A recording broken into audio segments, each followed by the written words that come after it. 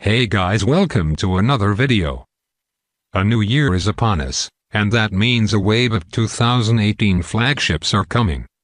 Samsung and LG have seen the Galaxy S9 and G7 leak frequently as of late, but HTC has done a pretty good job keeping the U12 hidden, that is until now. Actually, the U12 just appeared in a leak showing the front of the phone. Since the entire front is black colored, it's pretty difficult to tell what's going on. So we'll just have to ogle at something we don't know much about until another leak comes along.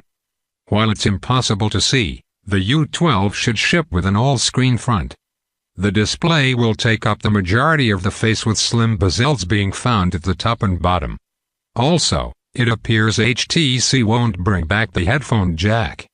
Only a USB-C port is found on the bottom of the phone, which will handle both charging and audio. One thing we're not seeing is a fingerprint scanner, and that's because HTC must be putting it on the back.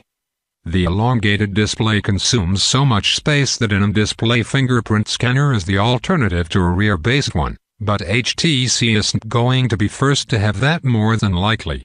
Reports suggest the U12 will have a 4K display and Qualcomm's Snapdragon 845 processor. HTC could also implement a dual-camera setup and even an iris scanner. It's a bit tougher to dig up information on HTC's plans as the mobile division there isn't as robust as years past. The company is to be a little more selective with what features it includes for cost reasons.